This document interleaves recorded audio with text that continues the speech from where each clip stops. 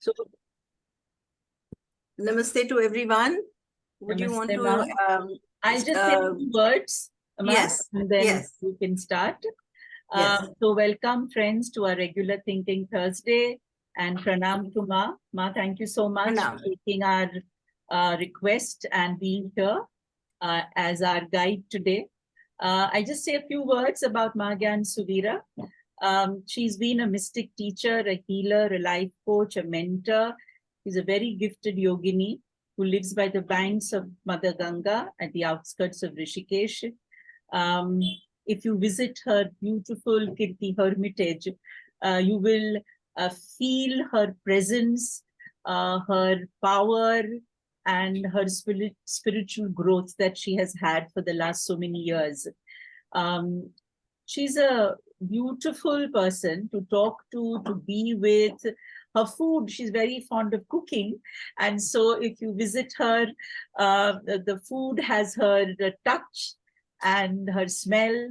And she's so unconditionally kind of welcoming when you go to her place. It's like a beautiful little ashram, but she lives there alone. That's the beauty of that ashram. कई बार हम आश्रमों में जाते तो बहुत सारे लोग आपको मिलते, बहुत सारे लोग वहां रहते, but not at Ma's place.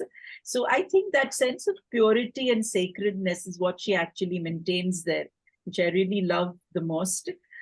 She's a Vedantic guru, astrologer, tarot, Koveric reader, and a specialist of life force energy. She takes personal processes, life coaching for a chosen few seekers, and seekers can meet her and also attend her satsang at the Mahaganpati Temple of Silence in Kirti Hermitage, where she lives from 3 p.m. to 5 p.m. every day. A beautiful little temple of silence that she has built for herself. And I think it's fortunate for all of us to go and visit her. And she allows us to take some pearls of wisdom when we get back home, which lasts us till we meet her again. So I think that's the beautiful part. I was just going through her new website. I think it's a new website. And yeah, it's almost a year old now. Yeah. That's right. But I just saw it today. And there are some amazing upcoming courses on the website. So I'll request all of you to have a look at her website. And I'll also put the details up on the YouTube when we upload the session. So Ma Gyan, welcome, and pranam again to you. Thank you.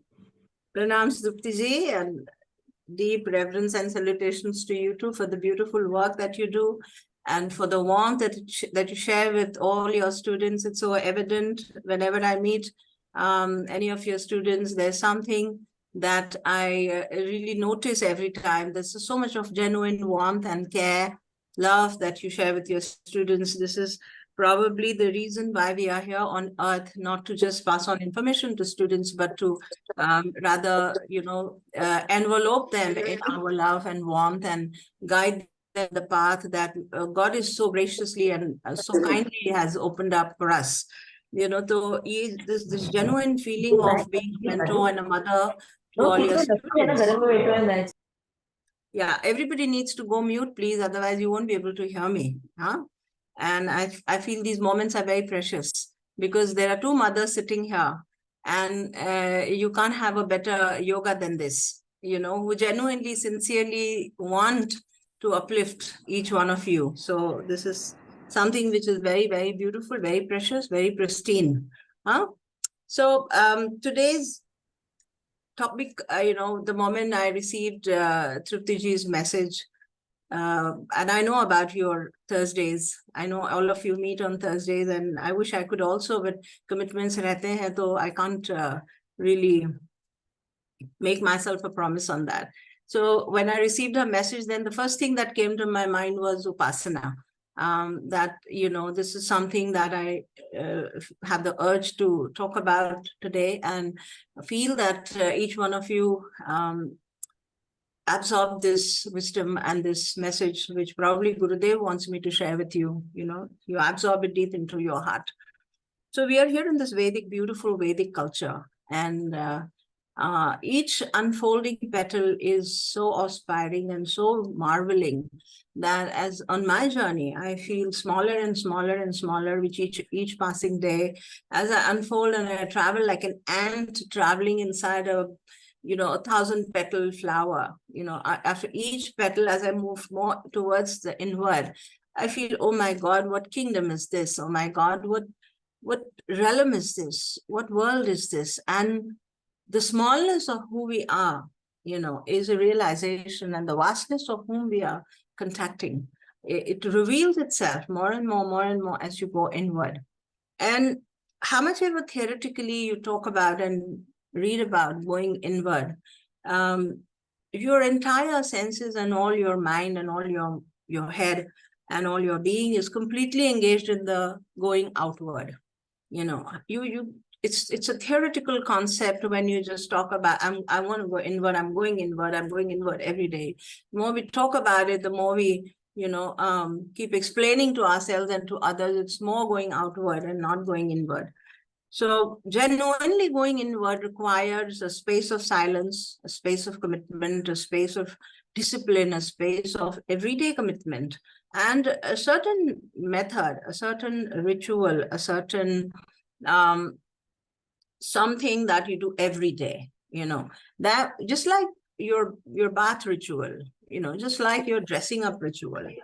All of you do some things every day and just every day. I mean, when I go for my shower every day and I come out and I keep my clothes at a certain place, keep my cream at a certain place, you oil your hair, when you follow a certain ritual or a routine every day, you realize that it has its own importance. It has its own importance. You're not abstractly or randomly doing things in your day. When you talk about your personal regime, there are your supplements. You take your supplements every day, look into the mirror every day, you comb your hair every day, you wear your clothes in a certain, you change when you want to change, etc. There are things that you genuinely, compellingly, and with commitment do every day. So this is your outward routine and outward commitment. In the same way, you need to have an inward commitment and an inward routine. They are not just talking abstract or vaguely about meditation, or I meditate every day, or I meditate every day. Meditation का भी एक routine बनाना पड़ता है. And the word upasana today is what we are going to talk about. It is a routine that one, when you enter into this space of upasana, then you understand that it's a routine that opens me up completely, opens the inner doors completely, and takes me into that deep divine space that I'm so seeking to be in. So just talking about meditation or just talking about going inward does not take you inward, does not take you into the divine space. You need to create this routine. Upasana is a Vedic word. It comes from the Vedas. All of you know we have 4 Vedas, compilations of all the Samhitas and all the traditional mantras, Brahmanas, Aryanakas, and the Upanishads. We understand Vedas in 3 broad terms. There are the 3 broad terms with which we understand the content of the Vedas. There is the Karma Kand. Karma Kand is more like mantras and Brahmanas. Karma Kand are more like rituals, yagyas, and all kinds of invocations. There's sometimes sakam sadhanas, to harness power, or to tap into planetary forces, etc. So Karma Kand, and the Karma Kand is what you do when you do yagya and you call a pandit and you do all kinds of upachars. That's Karma Kand. Then there is Upasana Kand. Upasana Kand has more of practices, different kinds of practices for, inward journeys, and so Upasana word itself comes from the Vedas. However, there is a lot of modification in the word Upasana that has happened with the times that have gone. I'll talk about it. So the first was Karma Kand, the second is Upasana Kand, and the third is Jnana Kand. Jnana Kand encompasses all the wisdom of the Upanishads, whatever philosophical purport of the Vedas, the Upanishads and all that the Vedas wants to teach you. So Jnana Kand is improving your head and your thinking and your, if you look at the Vedas as what is it doing to mankind? What are the Vedas doing to mankind? The Jnana Kand is working on your head and helps you to bloom at your intellectual level and absorb the intelligence of the universe and become one with the cosmic understanding and intelligence. Karma Kand, which is, like I said, rituals and more of, this is like a grounding part of the Vedas. It grounds you deeply. You can say they're the feet of the humankind. They're the feet of the humankind. It grounds you deep into the earthly realm. Okay, and Upasana Kand is the heart of the man. If I call the entire Vedic literature as a person, the being, Upasana Kand is the heart. The realizations of whatever you have here and whatever you are doing to ground yourself, the realization of all these things here, which means, again, at the gross level and at the subtler level, you're moving from the gross to the subtler to the deepest, subtlest, and the deepest, subtlest, and the causal itself. You're moving inward to the subtlest of the subtlest. So when the Upasana Kand was designed to take people and practitioners and students towards realization of the Brahman inside. And the Upasana Kand was a combination of puja and dhyana and some rituals, So it was a word that was not clearly defined at that time. It was a combination of a number of things that people did. Later on, in the Advaitic Vedic tradition, the word Upasana came to be specific to dhyana. Please go mute, everyone, okay? The word Upasana became more concentric towards dhyana. The Advaitic Vedantins. Advaitic Vedantins are those that are non-dual believers. They don't believe in this, that God, but they believe in Brahman, and they believe in the all-pervading, all-encompassing consciousness, and they do understand the power, the prowess of this whole, huge infinite being. They understand. So there are no two here. There's just one, and that the Advaitins believe in the word Upasana to be more of dhyana, And later on in the post Vedic period, when the Sanatan Dharma and elaborately the way of life was more explained, Dharma was more explained, then Shodasha Upachar, Shodasha Upachar is 16 ways of worshipping. They were introduced. Then there was Pancha Upachar that was introduced, etc., etc. In today's scenario, where we all are, I'm there, part of you, where we all are, to do elaborate puja is not something that really connects to everyone's heart. And we don't want to even commit, because we are honest, and we don't want to commit to something that we can't do every day. So Shodasha Puja, I will give you a list of what the Shodasha Puja is about, and what is Panchopachar that you should be doing every day. Should be, at least try to bring it into your practice of Upasana. First of all, Upasana kya hai? What is Upasana? The word Upasana in Sanskrit means Upa and Asana. Upa means, Pradhan Mantri, Upa Pradhan Mantri, the second level. Yeah. Sit by. Basically, Upa means Upa Asana means sitting next to the asana. And who is at the asana? Brahman is at the asana. Who is at the main pedestal? Who is at the main focus point? God himself, So Upasana basically means a te with your deity, te with Brahman, te with whatever you call as Devata. Whatever you call as the highest authority, and you are in the second seat. You're in the second seat. Submittance. Second seat, why do you take it? It takes a second seat for submittance, for surrendering, for submitting, for surrendering, to be in a receptive mode, to take instructions, to take receptive instructions that are going to lead you onto the path. So the whole practice of Upasana over the times, from the Vedic times to the modern times, has kind of evolved, and evolved in a very beautiful manner, where there is a combination of, and so that the word itself has a lot of freedom. Today, you have a lot of freedom to define what Upasana means to you. What Upasana means to you, you have a lot of freedom. You can incorporate inculcate small little rituals in there. You can avoid them completely. And understanding the depth, the meaning, and the importance, significance of Upasana. You give yourself, after understanding this, give yourself the freedom to choose which way you would want to do your Upasana. All right. So in the Upasana, there are two things. There are two people. One is you and the other is your Devata. One is you and the other is your Devata. It could be your Ishta Devata, somebody that you worship, that you have chosen to be your Ishta Devata. For instance, I have my Ishta Devata as Ganesha, so I sit down in front of Ganesha. There's a conversation between you and your Ishta Devata. If there is no Ishta Devata you have, maybe you can sit in front of your altar.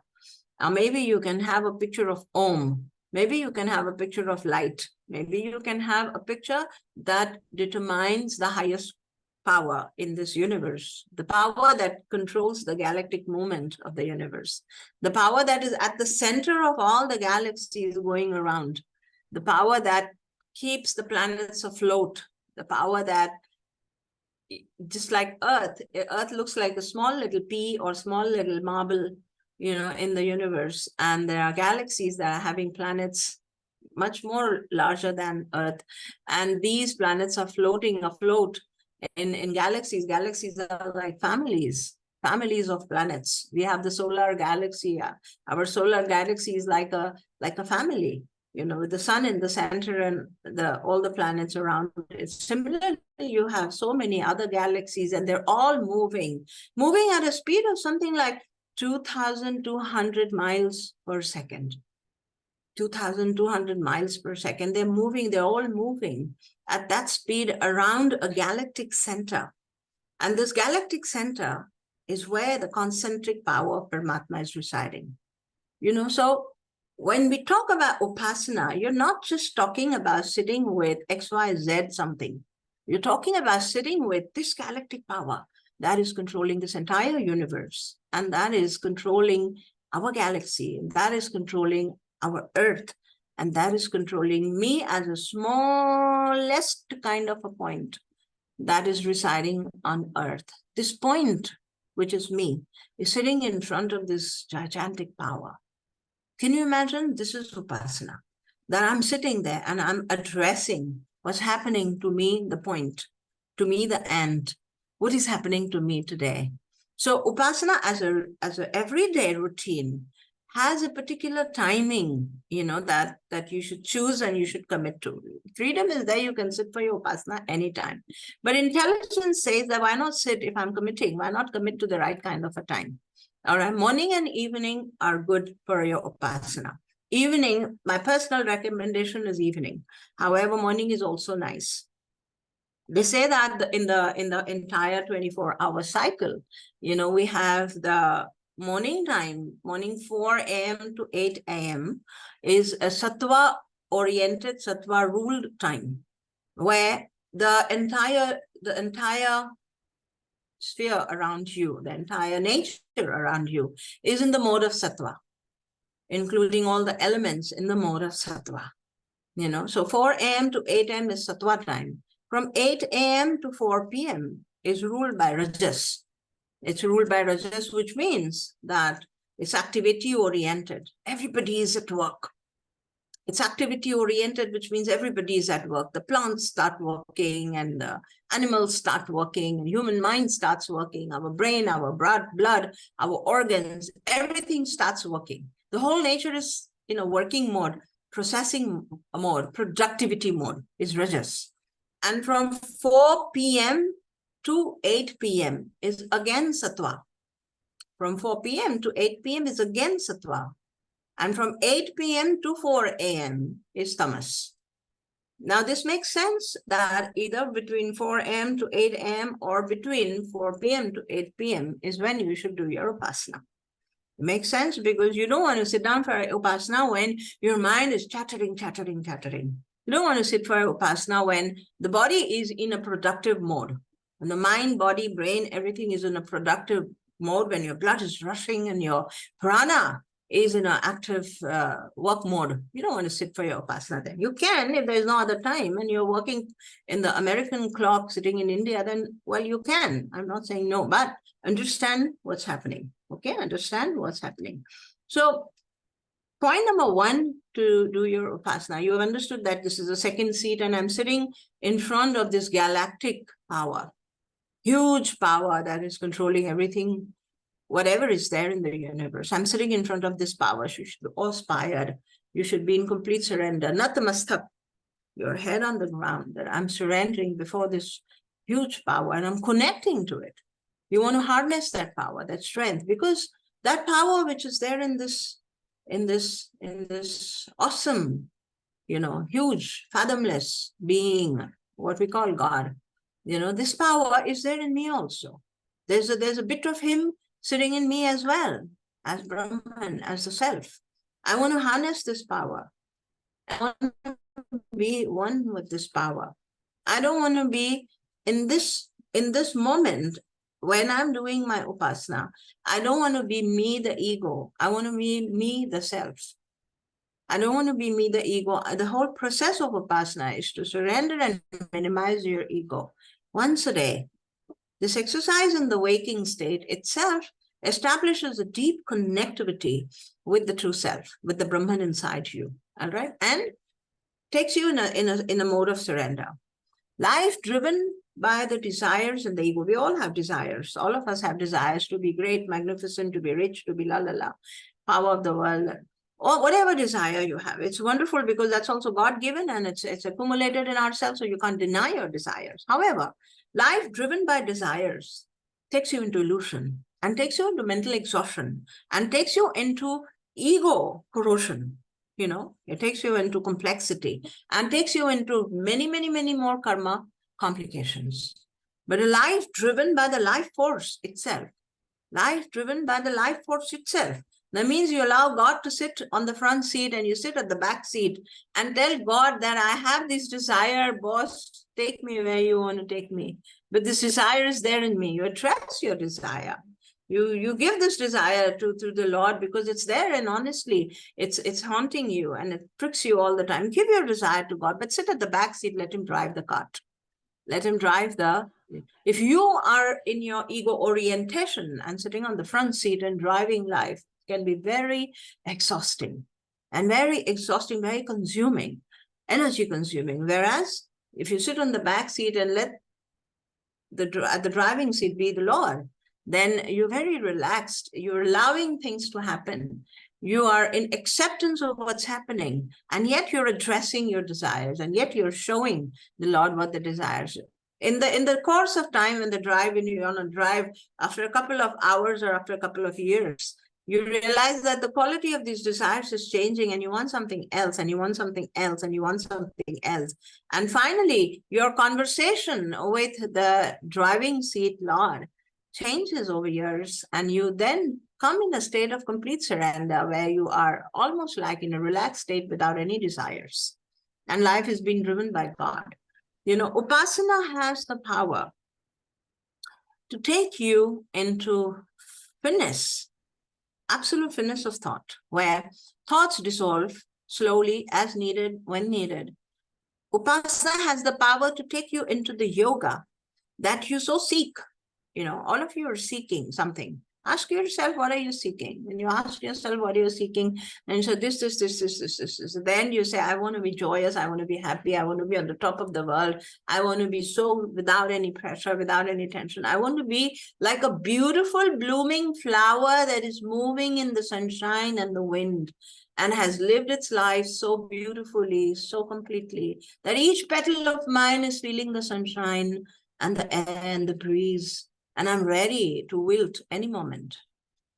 That kind of a life, which gives you attainment, fulfillment, is what all of you are seeking. You assume that achieving this and achieving this and achieving this is going to give you that kind of a feeling, which it does not.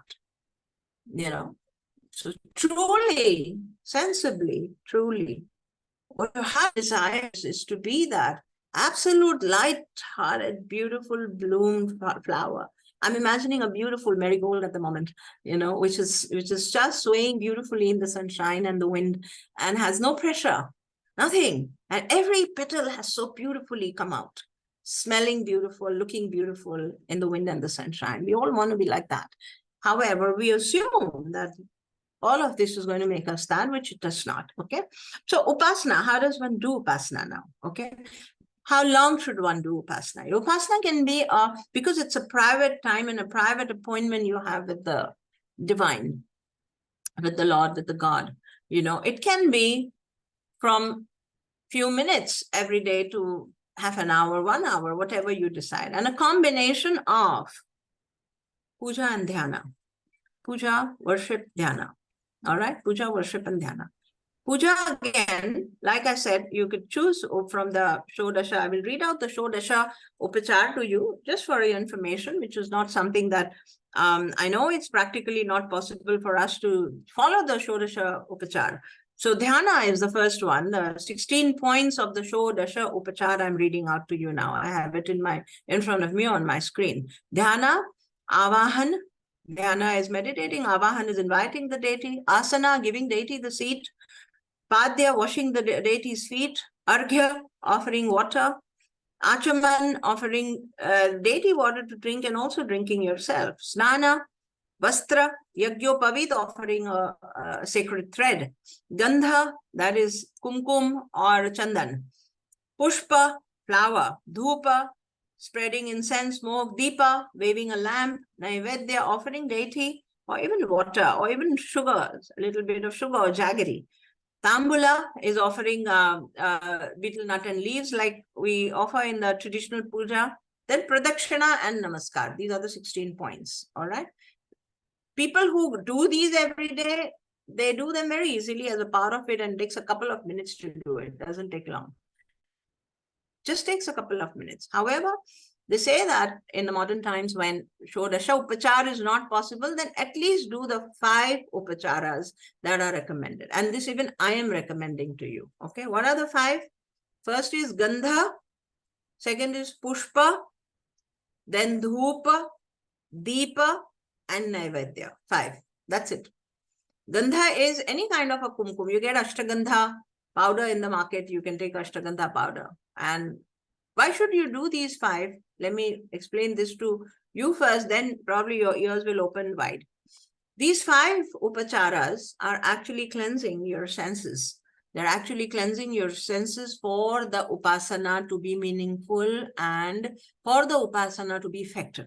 Okay, Gandha, for instance, when you put a tilak here, Ashtagandha or kumkum or chandana, whatever you put here, it purifies, sanctifies your skin, the prowess of your touch, the power of your touch. It purifies, it sanctifies that.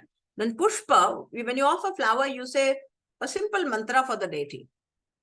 If there is no deity there, then you can just say Om. Whatever you say at that time, when you're offering pushpa, goes and sanctifies your hearing. Gandha sanctifies your touch. Pushpa, with the mantra, sanctifies your hearing. Dhupa, when you're lighting an incense or a incense stick or a dhupa, it purifies and sanctifies your sense of smelling. Your entire smell senses are sanctified. Deepa, when you light a lamp, it brightens up your sight and the faculty of seeing everything. It purifies, sanctifies your perception. Okay. And Naivedya, taste. So even if you're offering water and you take that water later on, what you have offered to God, you take that water later on, your senses. Now, why should one sanctify the senses? Why should one sanctify the senses? Your senses are involved in the outworldly operations all the time, involvement all the time. There's causal body even in your senses, you know that. There's causal body. You understand causal body? Causal body is your karma sheet, where all the data of your karma is residing. The causal body is not just here or here or here or here. It's not there in one part of your body somewhere. Every part of your body has a causal body. Every cell of your body has a causal body. That means if you talk about your kidney, you talk about your liver, a colony of cells, your kidney is a colony of cells. All the cells in this colony are carrying a causal body, which becomes the karmic body of the kidney. and becomes the kidney's destiny. So the health of the kidney, the future of the kidney, the functioning of the kidney is all according to the causal body, which is there in the colony of cells there. Similarly, the cell, all your senses are carrying a causal body that are carrying images, impressions, perceptive impressions about from the previous lives and everything. Many of you are PLR students, you believe in this, that there are previous births and lives and memories that we're carrying in us. All your senses are loaded with perceptive memories with which you're perceiving the world, and you're believing the untrue to be the true, where you're believing in every bit of the experience that you're having in the world to be true, which is not true. You know, what somebody says to you, let's say my mother said something to me, what I'm hearing and what I'm understanding of what she said is completely dependent on my sense of hearing and my sense of understanding and my perceptive understanding. She may not completely mean what I've understood, but this is what we do the whole day. What you're seeing, what you're hearing, what you're smelling is all going into a perceptive mode, going through the filters of your perception, and you're understanding something illusory about the world that's not the truth. All right, so by doing this pancha upachar, when you sit down for your upasana, you are cleansing all the pre-recorded perceptive understandings. You're clearing, you're making space. It's like when you're sitting in the asana, you just, jhatko your asana and you sit to dust away all the things that are not needed, and you sit on a clean asana. In the same way, you're dusting your senses to sit down for the upasana. All right. And then you sit down, and there are 2-3 things that you should do in the upasana. You must write down a prayer. You must write down a prayer because you're human. You're not yet gone to the level of, we have not yet gone to the level of not requiring a prayer. When you become a saint, when you become a sadhu, when you have no interaction with the world, probably there's no prayer left. There's nothing that you're seeking. There's nothing that you're wanting. There's nothing that's bothering you. Maybe you don't need a prayer. Maybe just the silence is okay. Many of you profess that, oh, I don't do puja, I don't do this, I don't do worship. For me, just being and just the isness of life is enough. And it's all theoretical, believe you me.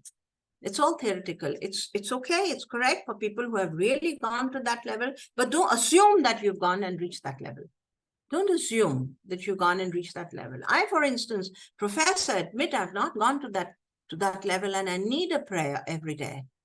I need a prayer to dissolve myself into the feet of the Lord. I need a prayer to find myself dissolving in his heart, in his arms. I need a prayer. I need to bow down and to put my head down to tell him to absorb me completely in him. You get it? So a prayer is an essential aspect of whatever level you are, wherever you are. Make a prayer, and that would honestly address to the Lord, give to the Lord a list of things that bother you, that hold you, that you get stuck with, even conversations that you have through the day. For instance, we live in a very pure atmosphere. There are no hassles here. I'm not having any nasty interactions with anybody here, etc. So I don't have anything to give to the Lord about, please take care of this issue. But you're working in corporate offices, you're working in families, you're working in neighborhoods, sometimes nasty neighborhood, etc., etc. You have interactions with people every day. Address them. I spoke to this man today very rudely, and I really feel I shouldn't have done it. Dissolve that into the light. Your prayer and your conversation with the Lord should dissolve all your karmas through the day. Through the day, whatever karmas you've done, good, bad, just dissolve them and offer them at the feet of the Lord. Just see them dissolving in the light. Light a lamp for sure, light a lamp for sure. Offer keep some water there. All the 5 things that I've just read, light a lamp, offer naivedya or water, light an incense, offer a flower. If not a flower, just imagine a flower. Manasik puja is also puja. The beautiful Shiva Manas puja stotra is there, where Adiguru Shankaracharya has written a complete Shodasha Upachar puja manasikally, mentally. So one can offer a flower mentally. If you don't have a flower, you don't have a garden, you don't have pots, doesn't matter. Mentally, you offer something at the feet of the Lord, and say a mantra while offering that flower. Okay, so when you do this, then sit down on your asana, say the prayer, number one. Number two, if there is something that you want to just let out of your body, like you sit with a counselor for a therapy, it's a psychological upasana, is a psychological process and a procedure. Believe you me, it's a psychological process and a procedure, both. All right, so there is a lot of washing that happens. There's a lot of unloading, unburdening that happens. Then there's a procedure, because over a period of time, it builds up something very positively in you. It anchors you deeply entrenched, you become with the Lord and with the force that you believe in. It becomes your truth. It becomes your truth and you're entrenched in it. Only theoretically knowing about it in the head does not entrench you. If you find yourself getting shaken up with the vagaries of life, every day-to-day things, somebody died, somebody got hurt, your child got, went away here, went away there, you find yourself oscillating and going into emotional oscillation, then understand that you're not yet there in a non-oscillating sense. All right. And this is then therefore very important. Therefore, very important to unload yourself, whatever has happened in the day, narrate it to the Lord, dissolve all of it into the light, and then sit down for your meditation. And then sit down for your meditation after having offered everything to the Lord. All the good at his feet, that in gratitude, at his feet, and all the bad that happened, dissolve it in his light. And may you dissolve it in your compassion and grace. Tell him to dissolve it in your compassion and grace. Every day, if you do this, no fresh karma bandhan happens. You don't build up any karmic seeds fresh. And all the past karmas they thaw. You understand the meaning of thaw? They just melt. Melt with the compassionate glance of the Lord. Melt with the compassionate glance of the Lord. You're sitting in Upasana itself is drawing attention of consciousness. The consciousness or God, what we call, is constantly looking at you, but you are not looking at him all the time.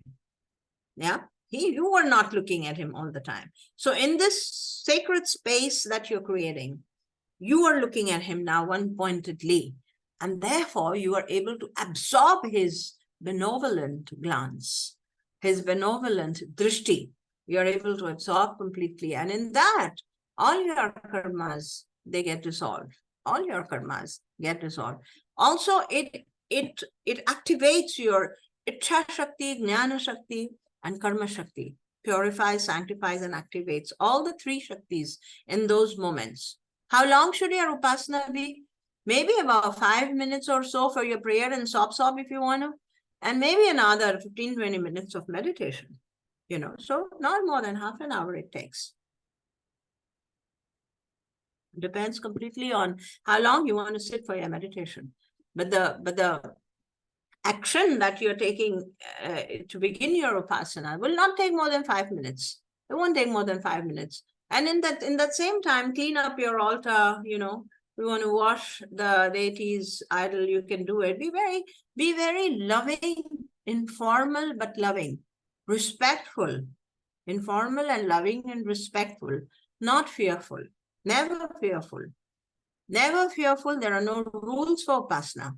Believe you me, there are no rules. When I say, when somebody like me gives you the freedom, okay, do what you want to do, does not mean you're disrespectful.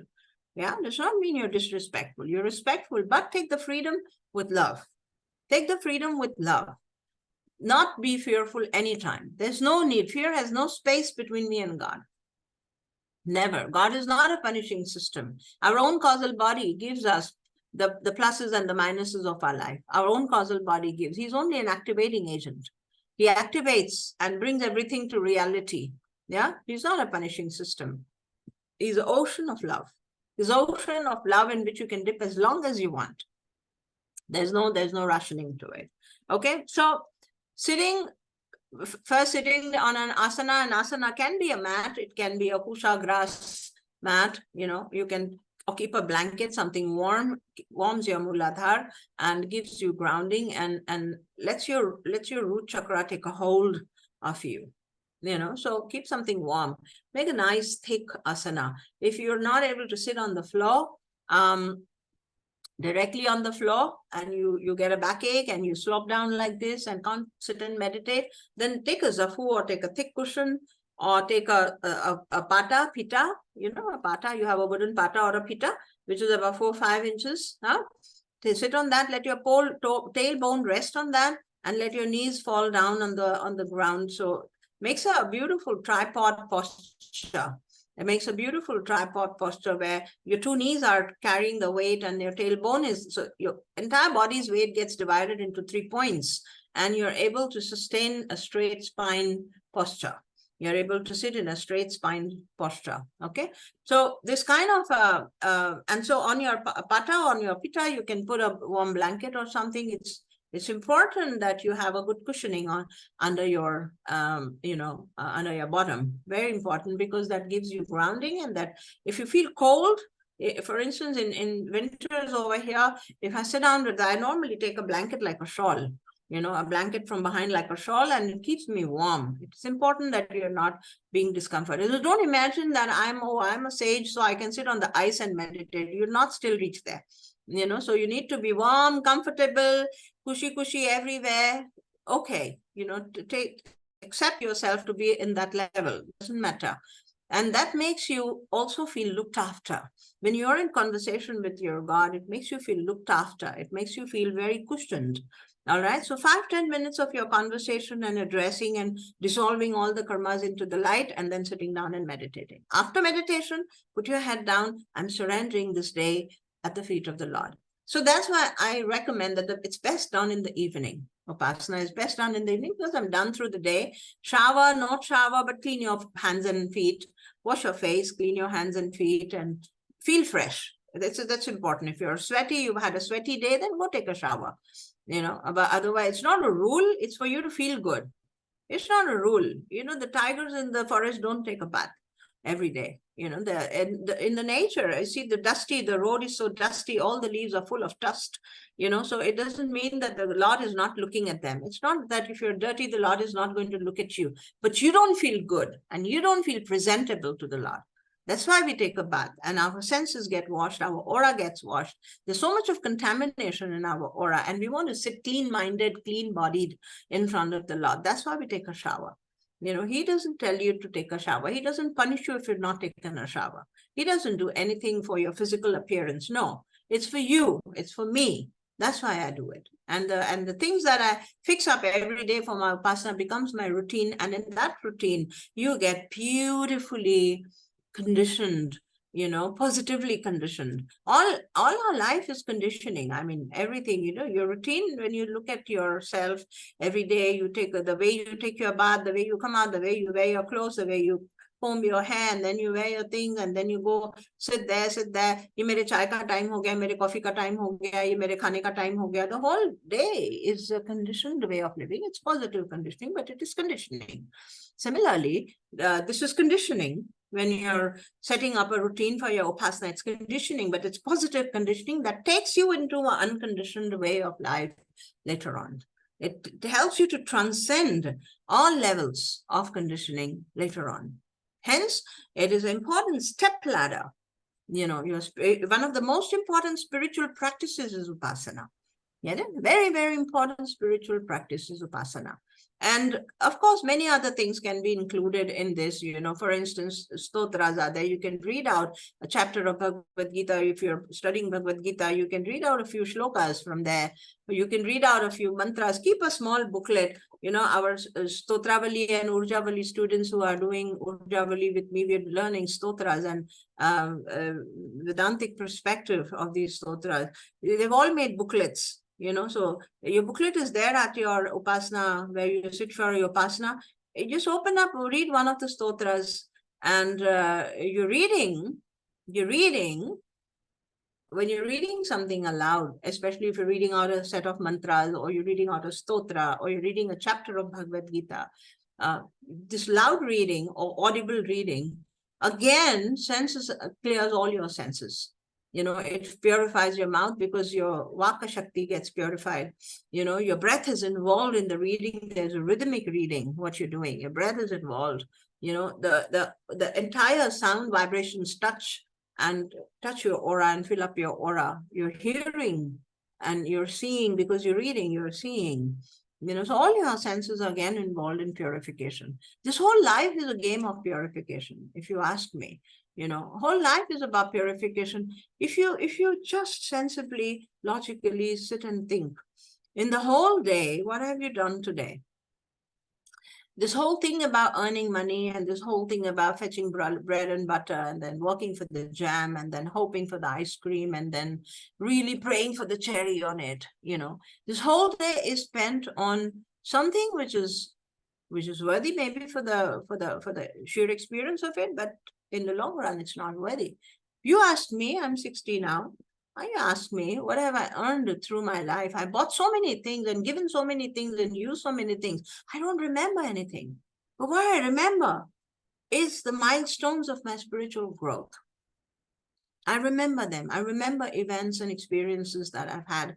I remember them very clearly. I don't know how many material things I've thrown away, discarded, given, gifted, bought, used, broken, thrown. Kuch nahi yaad hai. Nothing. Which dress I bought, which sari I brought, what I wore, what things I ate, which hotel I went, which movie I saw. It's all rubbish. Absolute rubbish. What you really remember, the milestones of your spiritual growth, the changing times of your thoughts, the changing phases of your way you think, the way you live, the way you have become a better, beautiful person. These are the things you remember. And therefore, as you grow more and more, older and older, get more committed into your processes, especially the Upasana. Get more and more committed and reduce the other part of it to a bare minimum where it's required for your worldly sustenance or growth. Reduce that to a bare minimum. And believe you me, your efficiency goes so high when you dedicate and devote more time for your internal development. Your everything goes up. You learn what you are destined to earn. You'll meet those you are destined to meet. Those who have to fall apart, fall apart. There will be no attachment. There will be no regret. There will be no pain. There will be absolutely a serene, beautiful flow of the Ganges in your head. A beautiful, serene flow of the river in your head. There are no ripples anywhere. And life is beautiful that way. Yeah. So what I request, we are already in 45 minutes. Oh my God. So what I request, Truptiji, if you can keep the forum open for any small little questions if someone have or you have, would be lovely. Of course. Yes. So Ma has spoken, and what we have heard, I think if we put it in practice, like Ma is saying, we can get a little step further in our growth as a spiritual person, spiritual being. So any questions about the kind of Upasana you do and you want any clarification, right, Ma? Because many of us are doing a lot of things. And I think the way you've explained the 5 steps that we need to take, which is to do with the 5 senses. Yes. Yes. So we could be doing many things and missing out a step here and there. Jaise phool, flowers. Yes. I do everything else except flowers. Yeah, so mentally कर दीजिए एक beautiful lotus उनकी चरणों पे रख दिया, एक beautiful rose रख दिया, है ना? Mentally you can do it. Yeah, mansankas are very nice. Manasik puja is very nice, always very nice. So I think all these 5, everybody is doing it. Yeah. So Ma, generally मैं can tulsi का पत्ता रखती हूँ, that's fine? Absolutely, yes. Absolutely, yes. Yes. Any part of the nature you're offering to God. That's it. Yes, yes. So Gandha, Pushpa, Dhupa, Deepa and Naivedya. Naivedya, I think many of you don't do it. Baki to sab cheezein karte hain. Mujhe malum hai many of you, almost all of you do it. Naivedya, you should keep because you can consume that water if you keep a little water or sugar. अपनी चाय में डाल देना और पानी है तो you can sprinkle that water everywhere or drink that water, sip that water. So that can be incorporated, yes. There was something I wanted to share, Triptiji, there which a beautiful picture of something. So, the Upasana also, many people think that Upasana is religious something and people who are not very fond of religiosity. There are a lot of people today, they say, I am spiritual, but I'm not religious. I don't understand personally the meaning of that. However, you can't be spiritual if you're not religious and not revering to or worshipping the Lord. So yeah, not connected particularly to any ism. I understand Hinduism, Christianity, Islam, whatever. You're not connected to anything that I understand. But being spiritual definitely means being in love with God, for sure. All right. So there is a Advaita Vedantic, concept of Triputi. Triputi is something which you should know, especially those who are scientific explorers of spiritual concepts, and they like to play with it. So I'll share a picture with you to explain the Triputi to you, okay?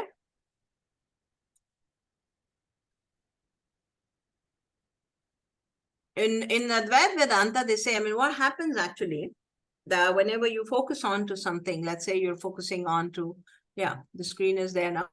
When you're focusing on to something, let's say consciousness or a picture of Om or a sun, a picture of sun, or your Ishtadevta, for instance, there is an experiencer, which means there is you, the experiencer, you, the person who is seeing, you, the seer. We also call it the Bhokta. And you're seeing something. When you're sitting in Upasana, you're seeing something, right? Either you're seeing the photograph of Krishna or Ganesha or whatever Ishtadevta you have kept over there. So there is a seer and there is a seen. There is a Bhokta and there is a Bhojam. There is an experiencer and the one that is experienced, all right? When these two come in tandem with each other and there is ekagrata of energy and there is focus, there is an experience. The third Triputi is the experience, that this is called a Bhojanam. That means, if I explain it with the Devta here below here, let's say this is me and this is the Ganesha. When I'm doing my Upasana and I'm dissolving myself in the Ganesha, the experience gets dissolved in the experienced. And what remains is the experience first, and then even the experience dissolved, and there is a isness of life that is felt. This is a very beautiful thing to experience. I'm repeating this sentence again. When the experience dissolves himself completely in the experienced, then there is only an experience which remains. That means there's a feeling of this beautiful Ganesha, that I feel that Ganesha and me have become one, and I've become the Ganesha. And after that, even the Ganesha dissolves. And what remains is the all-encompassing universal consciousness. All right. There is a reality beyond these three. I'm reading out what's written here. There's a reality beyond these three. These appear and disappear, whereas the truth is eternal. It is experienced when there is unity of these three. This non-dual, in undivided experience is Satchidananda, bliss, consciousness itself. All of you read about this, I know. You read about it innumerable times in innumerable books. However, what is this meaning is why I'm sharing this picture. The meaning of this Satchidananda experience is that when you dissolve in the Ishtadevata, and only Ishtadevata remains, and after that, even the Ishtadevata disappears and only an experience remains. Only the feeling and the encompassing Lord remains. The presence of that which is completely fathomless, the presence of that which is completely formless. Nirguno, Nishkriyo, Nityo, Nirvikalpa, Niranjana, Nirvikara, Nirakara, Nitya Muktosme Nirmalaha. The attributes of consciousness, if at all we can give attributes, description of consciousness, or the fathomless presence of that galactic center and that Lord that we're talking about, is this. Only that remains. Neither are you there, nor the Ishtadevta is there, nor is the experience of you in him. There's only this consciousness. And this experience is what every seeker is seeking. All right. Upasana helps you to be there, to get there. Yeah. Yes. Any question now? Come up.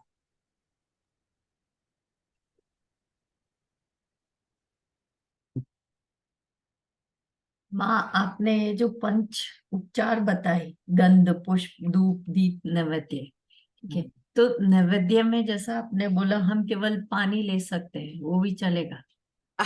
Actually, the rule for Naivedya is that what is the psychology behind the Naivedya? Whatever you're eating, हमारे पास जो भी पकता है सुबह kitchen में, all right? एक छोटी सी थाली में, एक छोटे से उसमें a bit of little everything that is cooked. Suppose दाल चावल ही बने हैं, तो चावल और दाल ले लिया आपने, and you offer that to the Lord as Naivedya. whatever is cooked, you can give instructions to your maid or whoever is cooking, that whatever is being cooked, you will first remove a small quantity of it and offer it to the Lord. This habit or this ritual or this commitment makes you deeply understand in certitude that I am eating what he is giving me.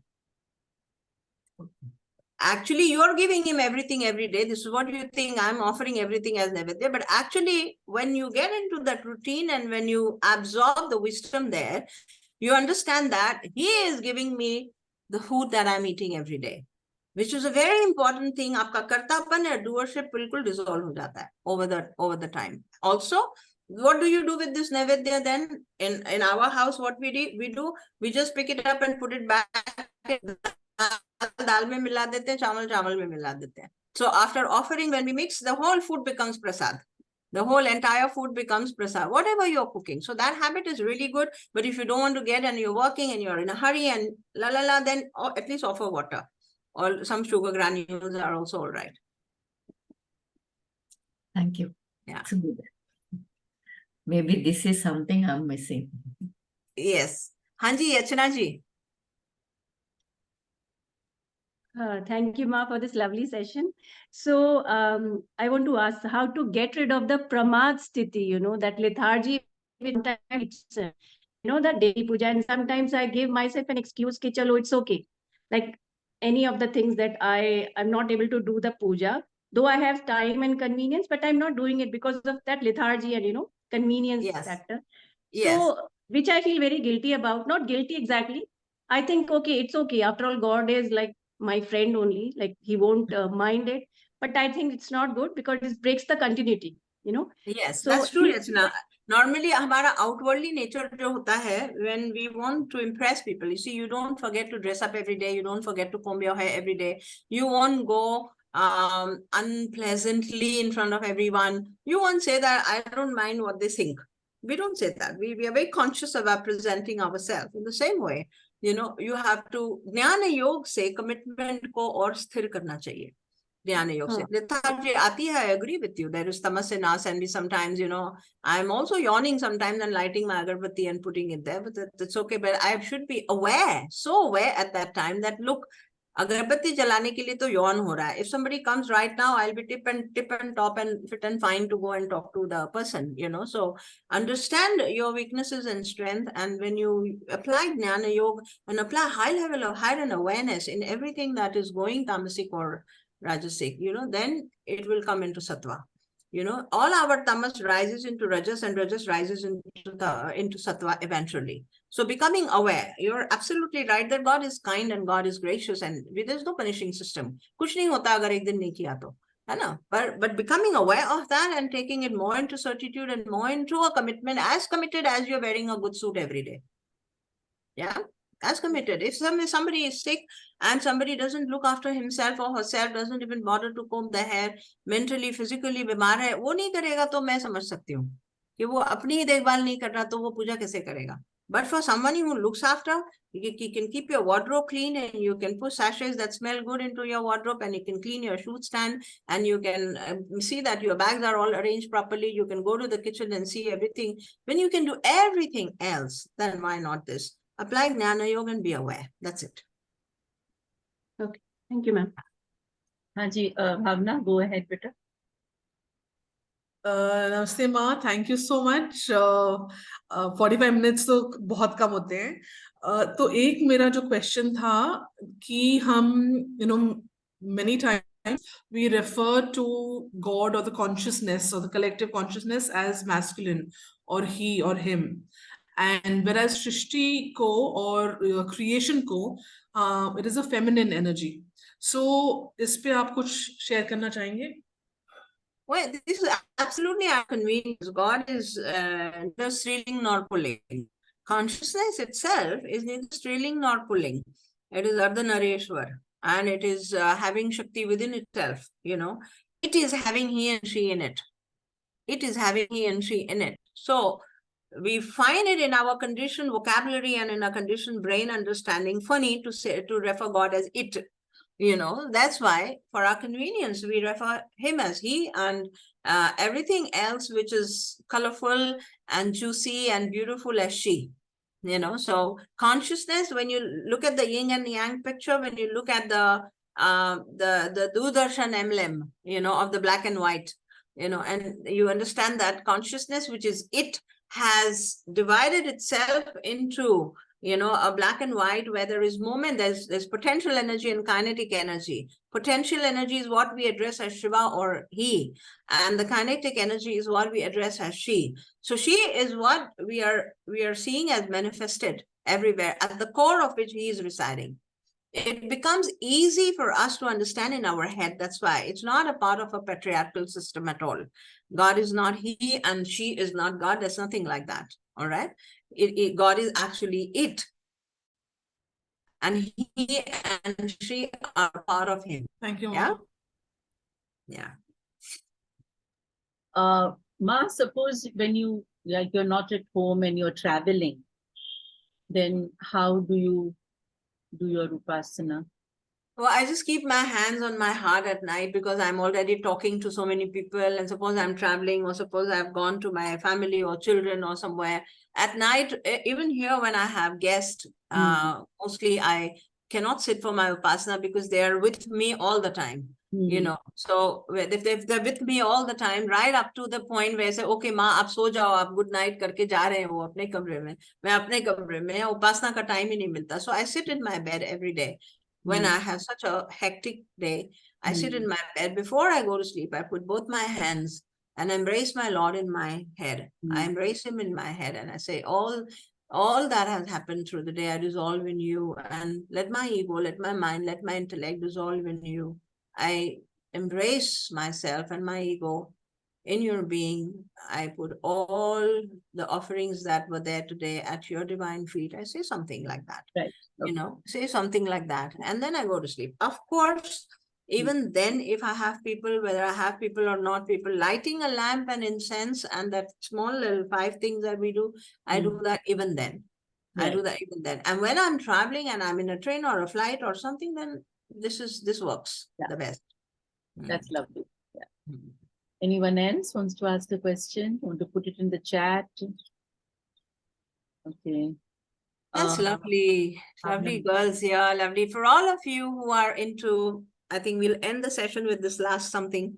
All of you who are here, you are beautiful boys and girls who are committed to, most of you are healers and therapists, and you're uplifting millions of people somewhere with your thought, with your intention, with your words, with your solace, with your therapies. And to me, it's absolute sheer joy to be speaking to all of you. And because I feel that there's a need to touch your heart when you're touching so many other hearts, and at this moment in a prayer, I would love to give everyone lots and lots of love, lots and lots of light, and lots of prayers, that may your own journey be uplifted, and may your own journey take you to the epitome of existence, and may you realize the Satchidananda within you through all the work that you're doing. And being teachers and therapists and practicing these modalities without having a personal routine is not right. So this is very, very important that you incorporate your personal routine and your personal enhancement and your personal empowering every day. This is a very, very important thing. I have deep, sincere prayers in the heart this moment. May the Lord shower this light into your brains and you commit to the Upasana, from today onwards. Thank you. Yes, thank you so much, and lots of love. Okay, so everybody, let's give a lot of love to Ma, please.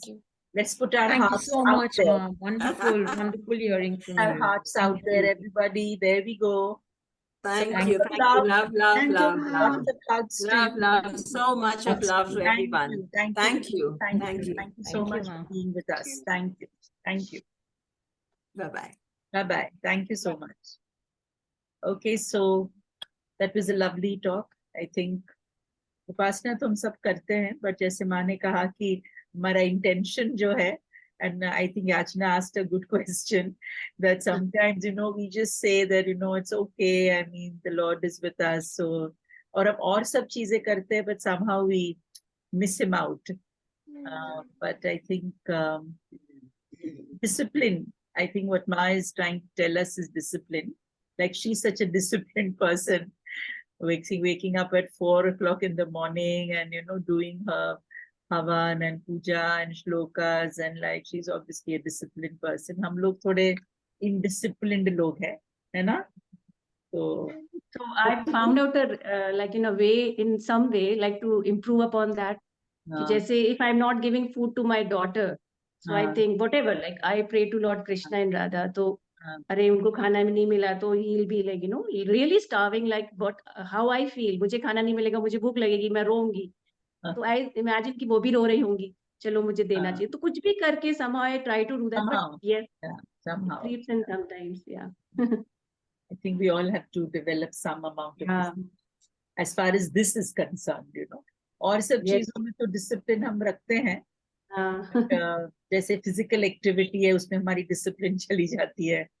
जो चीज हमारे लिए अच्छी है, somehow मुझे लग रहा है उसमें डिसिप्लिन नहीं है. और जो चीज हमारे लिए अच्छी नहीं है, उसमें somehow we are able to do it. So I think that's what the human mind does, So anyway, it was a lovely talk. I think all of us needed it. So thank you, everybody.